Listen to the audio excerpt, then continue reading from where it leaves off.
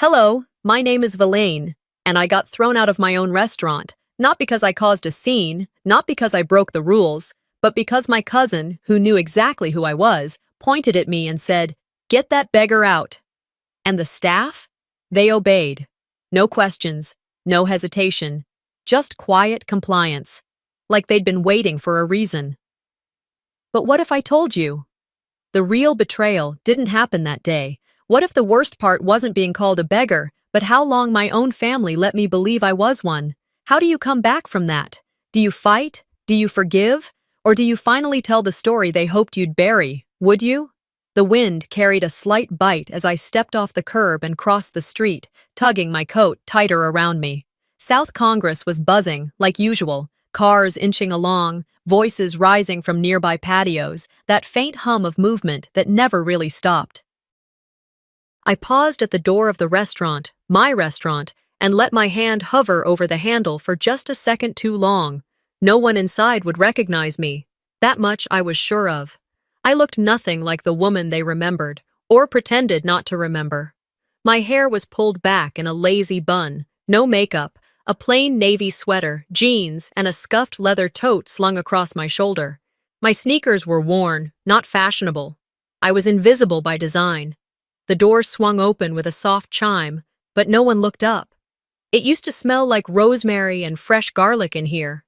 Now it smelled like citrus cleaner and cheap cologne. The lighting was too bright. The music, generic pop, played too loud. It didn't feel like warmth anymore. It felt like profit. I stepped further inside and waited at the hostess stand. No one came. A young man in a black apron brushed past me with a stack of menus. I moved to the side so he wouldn't bump into me. Eventually, I walked myself to a two-top table near the window. I used to love that view, watching people pass with their coffees and dogs, tourists pausing to take pictures under the neon signs. I sat down and folded my hands on the table, quietly studying the room. The staff were busy. That was fine. I didn't need attention. I wasn't here for service. I was here to see the truth for myself. "Can I help you?" A voice came from behind me, thin and sharp. I turned. A waitress, mid-20s, blonde highlights, her name tag said Lexi, looked down at me like I'd wandered in from the alley. "Just a coffee?" I said softly. "Black?" She sighed. "Okay. Small or large?" "Small's fine." Lexi didn't smile. She didn't ask if I wanted anything else. She tapped her tablet and walked away. I watched her rejoin the group by the espresso machine, where three of them stood laughing. I saw the manager, Vera, my cousin. She hadn't changed. Same tight bun. Same wide stance. Same way she tilted her head when someone tried to speak and she didn't care to hear it. She glanced up and scanned the room. Her eyes landed on me. We locked eyes for 2 seconds, maybe 3. Her brow lifted, then recognition. And the smile that curled on her lips wasn't warmth. It was venom. She didn't walk over. She didn't nod. She turned back to her staff and said something under her breath that made 2 of them giggle. Lexi brought over the coffee and set it down without a word. The cup wobbled slightly on the saucer. I steadied it. It was lukewarm. The spoon was missing. I stared at the liquid, took a deep breath, and lifted it to my lips anyway. It was bitter, and not in a good way. "I'm sorry, ma'am," a deep voice said. I looked up. A security guard stood at my table, big guy, clean-shaven, polite eyes but confused. "Ma'am, I was told this table is reserved. Could I ask you to step outside?" Vera was behind him, arms crossed. Her voice rang out across the dining room. "She doesn't belong here. I told you she's been loitering. Get her out." People turned. Conversations halted. Forks froze mid-air. "Vera," I said quietly, "it's me." "I know exactly who you are," she snapped. "And I don't care. You walk in here like you own the place, but you don't. Not anymore." I stayed seated. She took a step closer, raising her voice so the entire room could hear. "Get her out, now. Beggar doesn't belong here." The room spun. I didn't move, not because I didn't want to, but because I couldn't. My limbs had gone numb. Every face stared at me, some confused, some amused. No one stood up, no one spoke on my behalf. The guard cleared his throat. "Ma'am, please." I nodded once. I stood slowly, placing the lukewarm coffee back on the table. It spilled slightly, staining the napkin underneath. I picked up my tote, adjusted my coat, and walked to the door with my spine straight and my eyes ahead. Not a single person looked me in the eye as I passed. Outside, the cold hit me harder than before. I crossed my arms and turned to look through the glass window. Vera was already laughing again, walking away from the entrance like nothing had happened. I looked at my reflection, tired, older, forgotten. I'd been here before, not just in place, but in feeling. Years ago, I stood in another room filled with people I loved, and none of them saw me either. Not really. This wasn't pain, not the loud, burning kind. This was the quiet ache that settles behind your ribs when dignity is taken without warning. I pulled out my phone and unlocked it with a fingerprint. Tapped out a message. Meeting. 30 minutes. All staff. No exceptions. Sent. I didn't cry, I didn't scream, but the taste of shame lingered like spoiled wine. The wind hadn't changed when I stepped outside. It still cut through my coat like it was made of paper. The street noise carried on, cars passing, a bus hissing to a stop, a child whining about ice cream across the road. The world moved as if nothing had happened inside that restaurant, as if I hadn't just been publicly stripped of my dignity by someone I once called family. I didn't walk far. I found a bench tucked beside the alley next to the building, a little hidden from view. It was where delivery trucks usually backed in. I sat down slowly, feeling the weight of it all catch up to me in the stillness. No one followed, no apologies, no last glance from anyone. I glanced down at my shoes. Dust clung to the edges, a faint splash of coffee stained the toe of my right sneaker. My fingers tightened around the strap of my tote as I took a slow breath and let it out through my nose. The door to the kitchen swung open just feet away, and the scent of something burning floated out, maybe overdone garlic bread. Vera never could manage the ovens when she was flustered. That thought brought the faintest twitch of amusement to my lip, but it didn't last. I pulled out my phone. Mandatory meeting, 30 minutes. All staff, no exceptions. Sent. Then I just sat there, watching the reflection of the windows glimmer in the puddles on the pavement, and I remembered. I was 26 the night they pushed me out the first time. We were in the kitchen of the old house, all gathered for Sunday dinner like we used to before the tension started. My father, Leonard, was at the head of the table, fork in one hand, phone in the other. He was never fully present.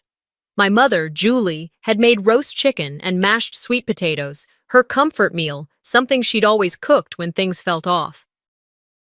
Vera had come in late, full of energy and grins, tossing her coat on a chair and planting a kiss on my dad's cheek before even looking my way. Then she pulled out a binder. "I've got a plan," she said. She always did. Her voice was sweet on the outside, but I knew that tone. It was the same one she used in high school when she borrowed my ideas and turned them in as hers. The same voice that managed to turn every adult in the room into her cheer squad. She knew how to perform. Her plan, a full rebrand of the family restaurant. New name, new style, new leadership. I was the one who'd been managing it, cleaning tables, balancing spreadsheets, fixing leaky sinks. But none of that mattered to them, not when Vera said the word investors. "Maybe," she said, glancing at me without meeting my eyes, "Valine could take a step back, gracefully." I'd laughed, at first, until my father spoke. "She's got a point. You've always been more of a back office type." Back office. He couldn't even look at me when he said it. It all moved quickly after that. A paper was pushed in front of me, a pen. "You'll still be part of the family. We're just restructuring." I signed it. I don't know why. Maybe I thought if I gave them what they wanted, they'd let me keep something else. Respect, maybe. As I stood to leave that night, my mother followed me out to the porch. She didn't say much, just slipped a small, old-fashioned key into my palm. I remember her hand trembled slightly. "This will matter one day," she said softly. I never asked what the key was for. I just held it and walked into the night like a ghost who knew they wouldn't be welcomed back. The memory faded as I pushed off the bench, legs aching from the cold. I didn't head back inside, not yet. I took a walk, cleared my head. There was a bakery a block away. I went in, bought a croissant I didn't eat, just held the warm bag in my hand like it could absorb the chill in my skin. By the time I got home, dusk had settled. My apartment wasn't big, but it was mine, filled with warm light, shelves lined with cookbooks, and quiet. I hung my coat, washed my hands, and sat on the floor in front of my safe. Combination, my mother's birthday. The door swung open smoothly, no resistance. Inside was a thick manila envelope. I took it out, laid it on the table, and slowly unsealed it. Deed, signed in my name. The name no one had said out loud at that restaurant in months. A receipt underneath showed the transfer of funds. The origin account was my mother's. Her savings, tucked away quietly in a separate account she never told anyone about, only me. I felt my throat tighten, but I didn't cry. Crying was for people still waiting to be saved. They didn't just lose me, I whispered. They lost their soul when they let me go. I stood, took the envelope, and walked to my bedroom. There, hanging neatly on the closet door, was a black blazer I hadn't worn since the day I bought the place. I slipped it on slowly, brushed my fingers down the sleeves, pulled my hair into a low knot. In the mirror, I didn't see the woman who got kicked out of her own building. I saw the one who owned it. They thought I left empty-handed, but I carried something they could never steal. The sun had started its slow descent by the time I left my apartment. I didn't rush. I wasn't interested in theatrics. I'd done those before. For birthdays, openings, anniversaries, no one in that restaurant remembered now. But this wasn't about celebration. It wasn't even about revenge. This was about reclamation. Quiet, deliberate, unapologetic. The walk back to the restaurant was only 10 minutes, just enough to let my thoughts settle, just enough to tighten every seam of my blazer, adjust every breath I took. I didn't rehearse anything. I wasn't going in to deliver a speech. I was going to listen, and if necessary, correct. As I approached the building, I didn't enter through the front. Instead, I slipped in through the service alley, where years ago I used to receive deliveries at dawn. The back door wasn't locked, another rule Vera had likely bent because she didn't think anyone was watching. Inside, the hallway smelled faintly of grease and floor cleaner. Familiar. Too familiar. I paused near the staff break room, just outside the swinging door. That's when I heard her voice. "I should have kicked her out harder," Vera said. Loud. Confident, like she was delivering a punchline to an inside joke. "She looked like a stray off the street," she added. There was laughter. Real laughter.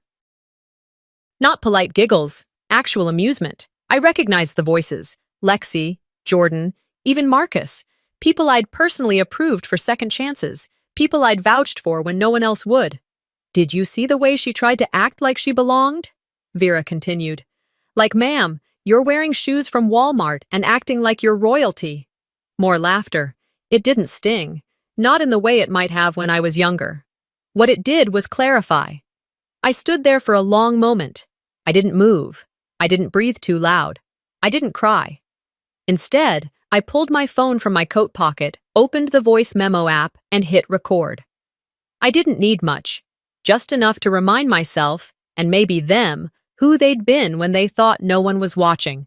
I labeled it Cousin's Confession. Not for legal use, not for public shaming, just a receipt. People talk differently when they believe you're powerless. They stop filtering. They forget how short the distance is between hierarchy and humanity. As the laughter continued, I slid the phone back into my coat. I didn't need to listen anymore. I'd heard enough. As I turned toward the kitchen, my steps quiet, I thought of something my mother once left me in a voice note, recorded on a night I'd called her crying from the restaurant parking lot 6 years ago.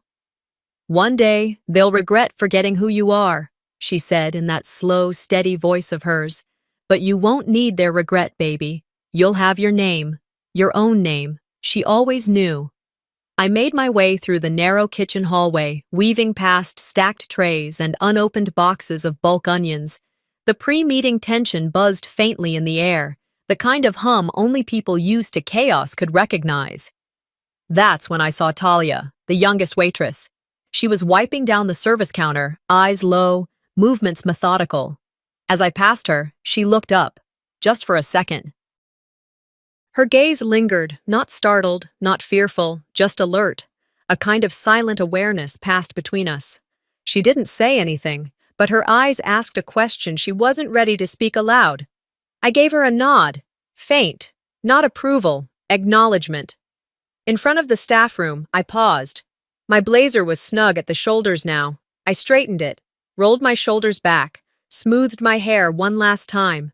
I heard the shuffle of chairs inside, low chatter, someone tapping a pen against a table. I took one final breath and opened the door. No one looked up right away. That didn't bother me. I didn't need to command attention. I was going to command standards. I stepped in, heels echoing lightly against the polished concrete floor.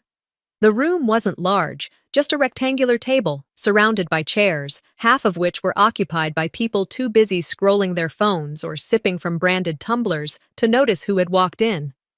Until Vera looked up and froze. It was subtle.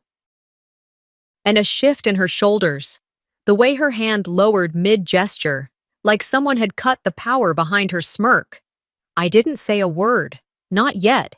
This wasn't a comeback. This wasn't even about her. This was about the place I had built. The place my mother helped me imagine when no one believed we could.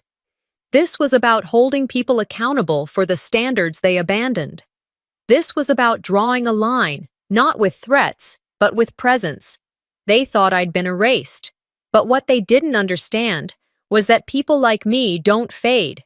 We sharpen. I wasn't going to raise my voice. I was going to raise the standard. I didn't need to clear my throat. I didn't need to call attention to myself. The room had already gone still.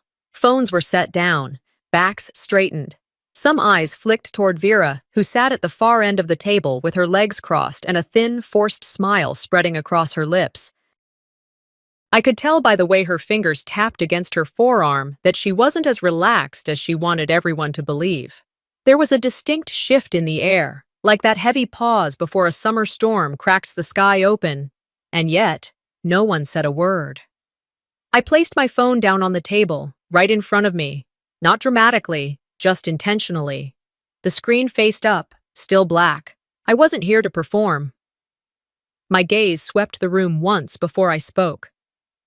My name is Valine. I'm the owner of this restaurant, I said, steady and low. And I stood right where you're sitting this morning. Only difference is, I wasn't allowed to sit for long. I let the silence linger for a moment. A few mouths opened, then quickly closed again. Lexi shifted in her seat. Jordan looked down at his shoes. Roman, seated near the window, didn't move at all. His arms were folded and his expression unreadable. Vera blinked once, then laughed. Just once. Soft, mocking. "Oh, please," she muttered. "You're really going to pull this now?" I ignored her. I tapped the screen of my phone, unlocked it, scrolled quickly, and hit play. The recording blared through the room without any build-up. No context. No introduction. "Get that beggar out of here." My voice wasn't in it. Only hers. Clear as a bell. Someone sucked in air. A spoon clattered against the table.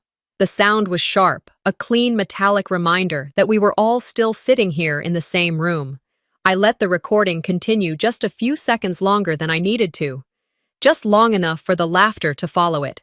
Just long enough for her voice to curl with pride. Then I stopped it. I didn't look at Vera. "This is not about a personal feud," I said. "It's not about embarrassment. It's not about whether you like me or not. This is about standards." My eyes scanned the room again. "You treat a stranger that way?" I asked calmly. "What happens when it's someone who doesn't own the place, who can't fight back, who walks out and never comes back again?" No one answered. I took a breath, not to calm myself, but to pace. Words meant more when you gave them room to land. "I'm not here for apologies," I said. "I'm not here to shame anybody. I'm here because I built this space with the belief that dignity came before dollars." Roman leaned forward slightly. Vera's jaw tensed. "And this morning," I continued, "not one of you, not one, thought twice before watching someone be publicly humiliated. You didn't ask who I was. You didn't care. I shifted slightly. But here's the thing, this isn't just about Vera, I said. It's about every one of you who laughed, who stayed silent, who pretended it was someone else's job to speak up. Vera stood. Don't try to turn this into some moral crusade, she snapped. You disappeared for months, and now you just waltz in and think you can pull rank? You don't even know how things run anymore. I met her gaze, even as she raised her voice. You left, Valine. You gave this place up years ago. You only came back when it was convenient. She turned to the rest of the staff. You all see what this is, right? This is just another power play, another reminder that money talks. Money doesn't humiliate people in front of strangers, I said softly. That stopped her. Just for a second. I turned to the group again. This meeting isn't about punishment. It's a mirror, I said. You can keep showing up the way you did this morning, or you can remember that this job doesn't just pay you, it reflects you. I let my words settle before I took a step back. I'll give each of you the chance to decide whether this is still the kind of place you want to be a part of, I added. But you will do it with the understanding that from this moment forward, dignity isn't optional here. Talia raised her hand, hesitantly. Yes? I asked gently. I didn't know it was you this morning, she said quietly. But even if I did, I should have said something. I was scared to get involved. I nodded. I appreciate your honesty, I said. And I understand that fear. But silence isn't neutral, it's permission. I looked back at Vera, who still stood, arms crossed now. This isn't a personal vendetta, I said to her. But you will no longer speak to anyone, staff or guest, the way you did to me. That's not negotiable. She opened her mouth, then closed it again. Her face was flushed. I've said what I needed to say, I finished. I picked up my phone and turned to the door. The room remained frozen behind me as I walked out.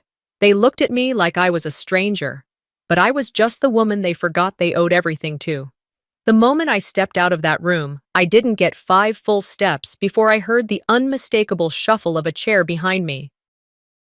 It was that subtle, anxious movement, the kind that says someone just realized they weren't as in control as they thought. I paused, not from fear, not from uncertainty, but because I knew that the silence I had left behind wouldn't last. That room had been built on noise disguised as leadership, the kind of silence that follows after the truth walks in and nobody can pretend not to hear it. And sure enough, there it was. Vera's voice trailed behind me, sharp and rising like steam escaping from a kettle. She's bluffing, she said, just loud enough to reach everyone left inside. This place isn't hers. It hasn't been for years. I didn't flinch. I didn't rush back in with a scream or a scene. I turned, quietly, on my own time, and I walked back into that room like I never left. The staff hadn't moved much. Some still sat in chairs, half turned toward the door. Talia sat with her hands folded in her lap, eyes cast low, not out of shame, but fatigue. Roman had pivoted slightly in his seat, one leg crossed over the other, watching me like a man who'd seen storms and was waiting to see if this one would pass or finally strike. Vera was standing now, arms crossed, jaw locked, shoulders stiff like scaffolding, trying to hold up a house that had long since started crumbling. The challenge in her eyes was familiar, performative, empty. You can't just walk in here and start throwing accusations, she said, her tone the practiced pitch of someone trying to regain the room. People have jobs, responsibilities. This isn't your little redemption arc. I tilted my head slightly, not in threat, not in pity, just recognition. Because what she didn't understand, what she never understood, was that this wasn't a performance. This wasn't theater. This was the end of the lie she'd told long enough to start believing. This isn't a power play, Vera, I said. This is accountability. The words landed like the click of a lock. Final, irrefutable. This isn't about whether or not you like me, I continued. This is about how you treat people when you think no one's watching. She scoffed. Don't stand there acting like some kind of moral compass. You left. You walked away from this family, from this business. You didn't even say goodbye. There it was. The martyrdom. I let her finish. I let the tension hang. Then I walked forward, slow and steady, stopping just a few feet from her like someone delivering news, not asking permission. I didn't walk away, Vera, I said, low and level. I was pushed, and you know it. I turned then, letting my words carry to the rest of the room. And since we're being honest, I took a breath, clear, controlled. Vera Caldwell, Jordan Sims, and Lexi Carter, your employment here is terminated, effective immediately. Silence cracked like glass. Jordan, sitting in the back, turned pale, his lips parted slightly as if looking for a line, but none came. Lexi looked around the room, then at Vera, then back at me. She looked like a child who just realized the grown-ups weren't going to save her this time. Vera laughed, a quick, bitter bark of disbelief. You think you can do that? She snapped. You think just walking in here, throwing names around, suddenly makes you in charge? I didn't raise my voice. No, I said. I don't think that. I know it. And I have the documents, the signatures, the legal ownership to prove it. She opened her mouth again, but this time Roman stood. He didn't say much. He didn't need to. I think you should leave, he said, voice calm, gaze steady. Vera's body went still. And then I saw it. That moment. When a person realizes the room doesn't belong to them anymore. When their presence stops commanding and starts offending. She looked around, searching for backup. No one moved. Not even Talia. She clutched her bag, her mouth working through words that never came. She muttered something, maybe to me, maybe to herself, and turned toward the door. Jordan followed, his steps quiet, like he was trying not to exist. Lexi lingered just a second too long, like she thought maybe we'd change our minds. We didn't. The door closed behind them. I didn't smile. I didn't collapse. I just stood still, letting the air breathe again. Talia broke the silence first. So, does this mean new rules? I shook my head. No, I said. It means we're going back to the old ones. The ones this place was built on when it was just an idea on my mother's kitchen table. Roman nodded, slow and certain. From the edge of the room, Marlena stepped forward. I hadn't even noticed her at first. She had a way of blending in until it mattered. You did the right thing, she said quietly. It was time. I nodded. It was overdue. The meeting didn't end with applause. No cheering. No grand exit. Just a few tired sighs. A few people gathering themselves, mentally and emotionally, to get back to work. I stayed behind a few minutes longer. Straightened chairs, collected my phone, turned off the lights. As I looked back at the room, quiet, grounded, cleared, I didn't feel power. I felt peace. Because this wasn't about reclaiming a title, it was about remembering who I am, out loud. By the time I woke up the next morning, the damage had already taken root. Sunlight streamed through the gauzy curtains of my apartment, washing the walls in a warm haze that normally softened everything. But not today. Today, the light couldn't reach the part of me that had twisted into a knot while I slept. That part had been waiting for me since dawn. I sat up slowly, reached for my phone on the nightstand, and blinked against the glow of the screen. I expected the usual, weather updates, an article or two I'd saved, a random text from Roman about a supplier delay. But instead, I was met with a tidal wave of notifications, hundreds of them, mentions, messages, missed calls, tags, shares. My name was trending. It took exactly one tap to see why. There she was. Vera. In her car, of course. Seatbelt still fastened, sunlight pouring in from the driver's side window. She had chosen the golden hour for this performance, naturally. Her makeup was subtle but deliberate, the lip gloss just glossy enough to shimmer under the right filter. The camera sat at the exact height to frame her sympathetically. And her expression, trembling, not raw, but rehearsed. I never wanted to go public, she began, voice trembling just enough to sound wounded. But I can't stay silent while people are being hurt. I paused the video, just for a second. I already knew where it was going. When I hit play again, she was glancing down, probably at Q notes written just beneath the camera. I tried to stand up for my staff, she said, blinking too perfectly. And now I've been punished. The truth is, my cousin has been trying to push me out of the family business for years. She didn't build this. I did. And now she's using her power to silence me. Then came the grand finale, a tissue swipe across a perfectly dry cheek. She even stole the uniform designs I worked so hard on, things I created to make the team feel proud. This restaurant used to be about family. Now it's just a branding machine for someone who never cared. Cut. It didn't take long for the commentary to catch fire. The comments section began like they always do, split, unsure, reactive. A few offered sympathy, others immediately saw through the staged vulnerability.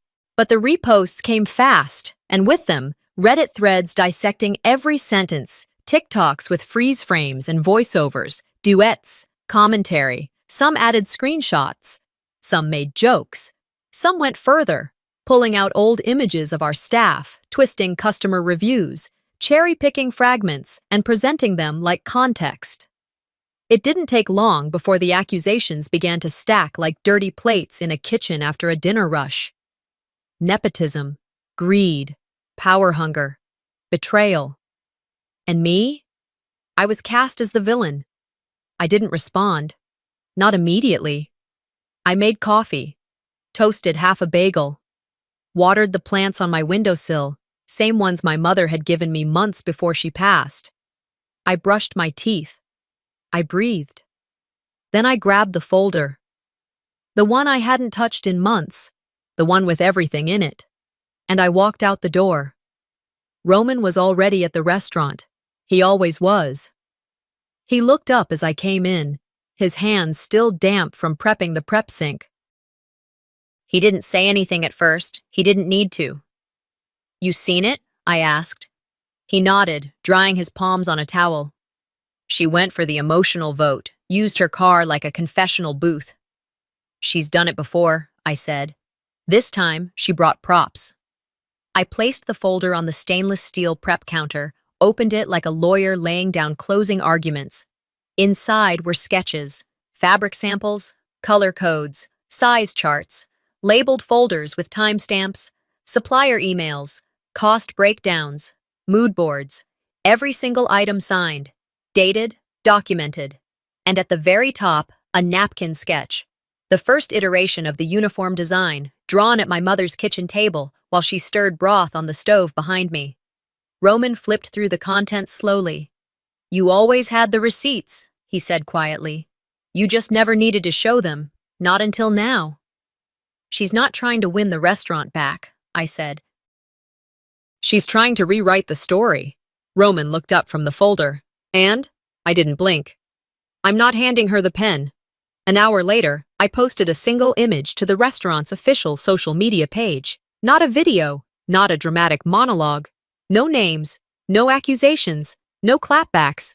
Just one image, the napkin sketch, worn and smudged, the blue ink faded with time. My signature scribbled in the corner. And at the bottom, my mother's handwriting. People before product, always. I captioned it simply, you don't have to scream when the truth is documented. And I let that be the last word. The response was quieter than hers, but it was deeper, truer, the kind that doesn't ask for retweets. It just lands and lingers. Within hours, the tide shifted. Someone reposted an old email Vera had once sent bragging about letting someone else do the admin work for the uniforms. Another posted a timestamped screenshot of a staff email that clearly bore my name. Others began sharing personal stories, former employees, regular customers, even someone who had only come once, but remembered. People remembered. And they spoke. By dinner rush, the comments under Vera's video had changed entirely. The original post, quietly deleted, but the damage to her credibility had already settled. Talia approached me before closing, her phone still in her hand, thumb frozen above the screen. I saw the video, she said. I nodded, letting her finish. I just wanted to say, I know it wasn't true. I'm sorry I didn't speak up sooner. You just did, I told her. She smiled, not with guilt, but with relief. That post wasn't just cruel, she added. It was fake. I nodded again. I know. After she walked away, I stood behind the counter and looked up at the framed napkin sketch I'd hung on the wall that afternoon. It wasn't flashy, just a piece of paper from a kitchen table. But sometimes that's all you need. She weaponized attention. I answered with evidence. She sold a story. I posted the truth. She tried to scream louder. I chose to speak once and let my work echo. Because at the end of the day, noise fades, but proof stays. After I hit publish on the post about the sketch, I stayed behind at the restaurant for a little while longer. Roman and Talia were still finishing up in the kitchen. The late dinner crowd had trickled out, and the staff were starting to wind down. The soft hum of dishes being rinsed, mop water sloshing, quiet conversations in corners. It reminded me of when the place first opened. The energy was different back then, less polished, more hopeful. I wandered into the VIP section, a part of the restaurant we'd once imagined as a tribute to my mother's taste. She'd picked the gold-trimmed chairs herself, not because they looked expensive, but because they reminded her of the family dining room in her hometown outside Savannah. A couple had just left their table in the corner, and one of the busboys was clearing dishes. He looked up as I stepped in. "Ma'am?" he said, a little startled. "I was just about to sanitize the chairs." "You're fine," I said gently. "Just 1 second." I walked over to the chair at the head of the long table. The cushion had started to wear along the edges. The velvet was a little faded, but the initials carved into the wood on the backrest had never dulled. J.H. A few months ago, I overheard one of the waiters tell a customer it stood for Janelle Harris, Vera's full name. I hadn't corrected him. At the time, I told myself it didn't matter. Now, I knew better. One of the regulars, an older woman named Meredith, had just asked Talia earlier that evening, "Is that chair named after the manager who used to run the place? Janelle, I think?" Talia had hesitated. I saw it on her face. I stepped around the table, reached out, and traced the carved letters with my fingertips. "Julie Heron," I said aloud. "My mother. She built this room with me, not Janelle, not Vera, not any of the people who claimed it later." The busboy froze. "She's the reason this restaurant exists," I added.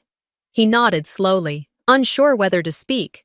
I didn't expect him to understand the full weight of what I'd just said, but I needed someone else to hear it, not for validation, for record. I turned and left quietly, my phone buzzing in my coat pocket as I walked back through the hallway. Outside, the parking lot was emptying out. A few staff members were saying goodnight, loading into their cars, adjusting backpacks.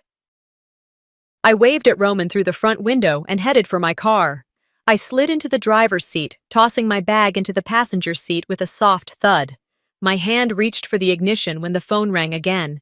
The screen lit up with a number I hadn't seen in months. Dad. I let it ring once, twice. Then I pressed answer and lifted it to my ear, keeping my voice steady. "Hi." He didn't greet me back. "You've made your point," he said flatly. "Now let it go." Silence filled the line, but I didn't rush to fill it. "You're making the family look weak," he added. There it was, not, "Are you okay?" Not, "I'm proud of you." Not even a dry, half-hearted, "I saw what happened." Just, public image. "You never stood up for me when they erased me from the family business," I said calmly. "Don't expect me to disappear now to protect your comfort." "You don't need to air dirty laundry in public," he said more forcefully. "You think this helps anyone?" I closed my eyes, leaning my head back against the seat. "I'm not airing laundry," I said. "I'm reminding people who hung the damn clothesline." He exhaled sharply. "Watch your tone." "No," I said softly. "You watched in silence. For years. Now you're just watching me speak." "You're not helping anything," he snapped. "You're embarrassing your mother's name." That hit differently. I opened my eyes, looked out at the restaurant. The VIP lights were still on. "I think Mom would have wanted me to protect what she helped build," I said. "Not let it rot in the hands of people who never respected it." Another pause. Then the line went dead. He hung up. I didn't call back. The drive to the cemetery was quiet. No music, no talking. just the hum of the engine and my hands tightening on the wheel every time that conversation replayed in my head. The cemetery was just outside the city limits. I parked near the back, walked the short path to her grave, and knelt down slowly. I didn't bring flowers. I didn't bring tears, just a restaurant napkin. I pulled a pen from my coat pocket and circled the letters I'd written on it earlier. J.H. I laid it gently at the base of the headstone. I didn't let them erase you, I whispered. Not while I'm still standing. The wind picked up slightly, pulling at my coat, rustling the trees overhead. I stayed there for a while, long enough for my legs to go numb, but not long enough to feel finished. Grief changes over time. It goes from loud and suffocating to quiet and hollow. Tonight, it felt like breath I couldn't quite catch. But I wasn't broken, I wasn't alone, and I wasn't small. I walked back to my car with my head held level, not high, not defiant, just steady. The man who gave me his name never defended mine. After I left the cemetery, I drove in silence. No music, no podcasts.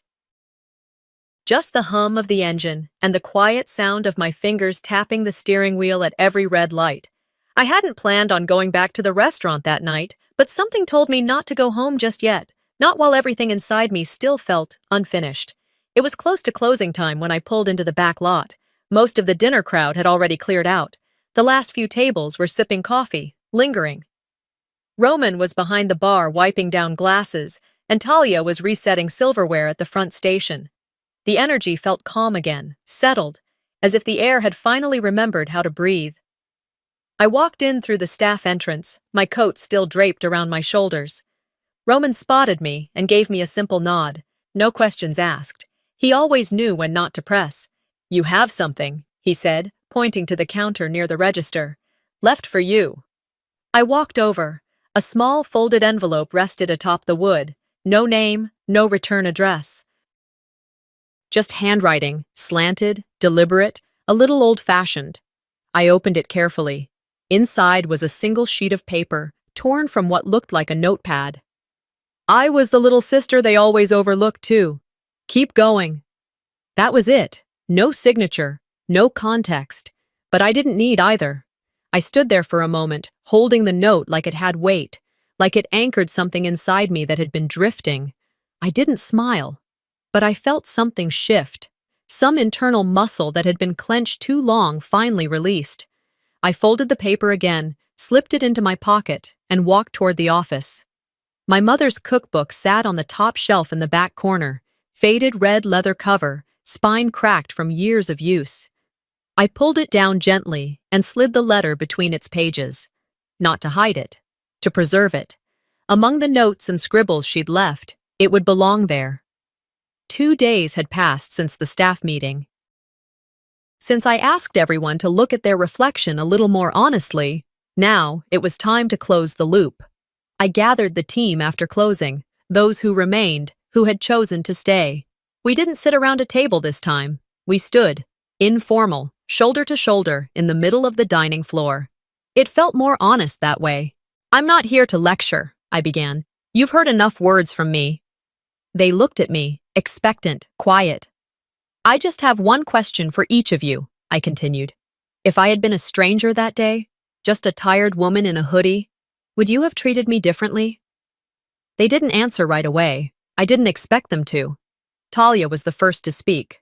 Her voice wasn't loud, but it was steady. "I'm sorry I didn't step in," she said.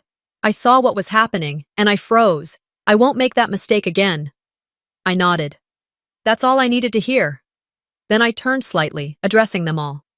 This place, this restaurant, it was never just about food. It's about who we become when we think no one's watching, when there's no camera, no customer complaint, just you and the chance to choose decency. Roman spoke up next. "It's easier to stay silent than to do something uncomfortable," he said. "We've all done it. But that doesn't mean we keep doing it." I looked around the room. There weren't many of us left, but the ones who remained, they were listening now, not just to me, to themselves. "I'm not going to ask you to forget what happened," I told them, "but I am asking you to learn from it. We start fresh from here, but not by pretending it didn't happen, by owning that it did. They nodded, some slowly, some with more certainty. I ended the meeting without a big speech or applause, just a thank you and a reminder to lock up properly. Later that night, I sat in the office, lights low, laptop open.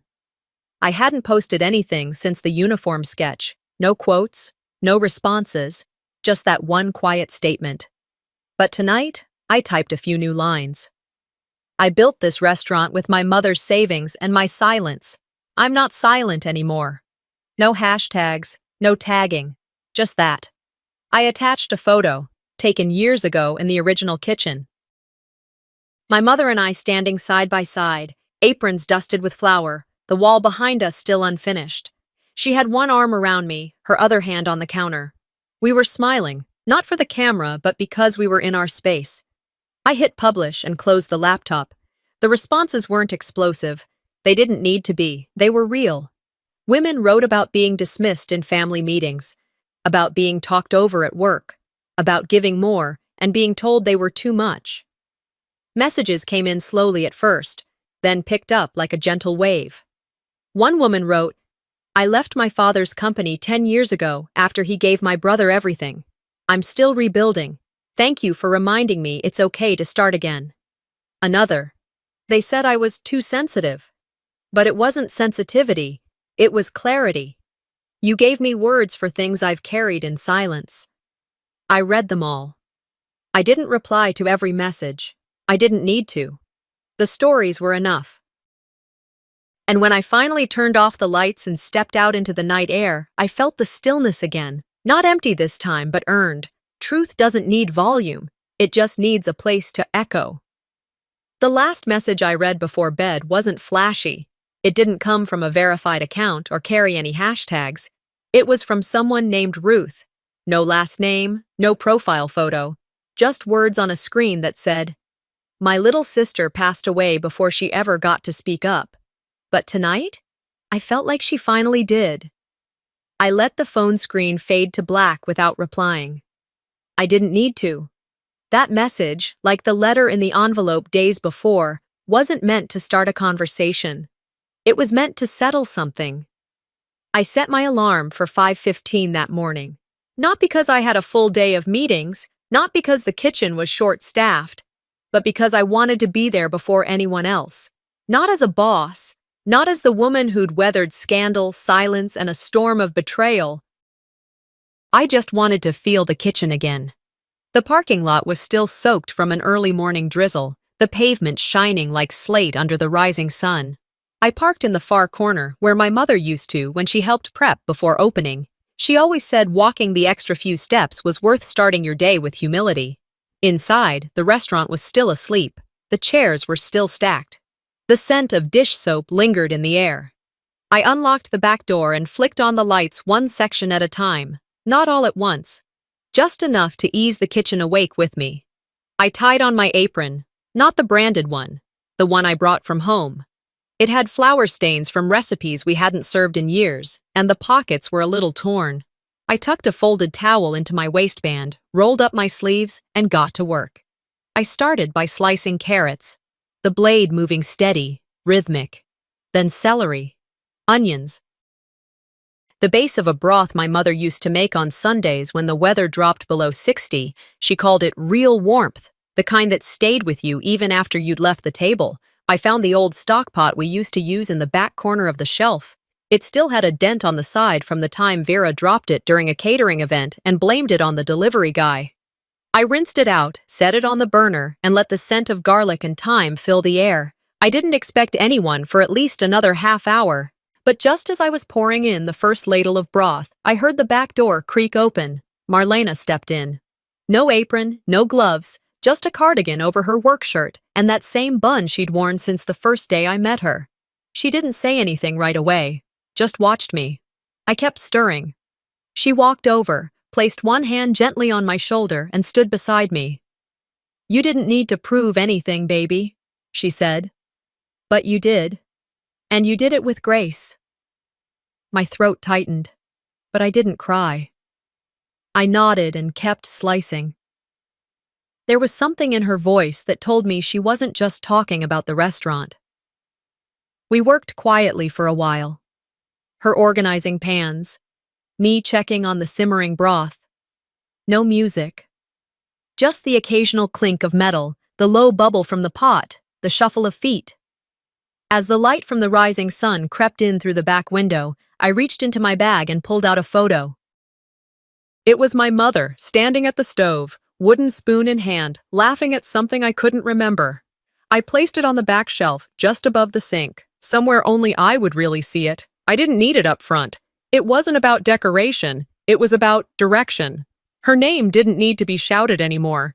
It just needed to be remembered. And Vera? I didn't say her name once. Not because I held resentment, but because she no longer held relevance. Some people drift out of your story not with a bang, but with a quiet absence that feels like peace.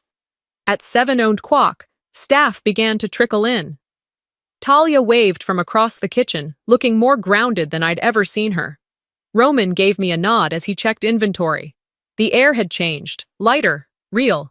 I didn't make a speech. I didn't issue new rules. I just stirred the soup. By 9:00, the first regulars were walking in. They didn't notice me right away, and that was fine. I wasn't there to be noticed. I was there to serve, not from a place of trying to prove myself, but because service is how I stay connected to what matters. A young couple sat at the window table, the same table I'd been kicked out of not that long ago. I brought over their drinks myself, smiling softly. "On the house today," I said. "House is feeling thankful." They smiled, unaware of the full weight behind my words. And that was the point. Before lunch hit, I stepped outside to the back patio for a moment of quiet. The sunlight had broken fully through the clouds now, casting warm streaks across the concrete. I closed my eyes, tilted my head up, and breathed in deep, not to gather strength, not to steady nerves, just to be. I didn't heal by being louder. I healed by being whole. Some wounds don't need to be shouted from rooftops to be real, and some justice isn't about revenge, but about restoring what was quietly taken. What would you do if your own family erased you from the story you helped build?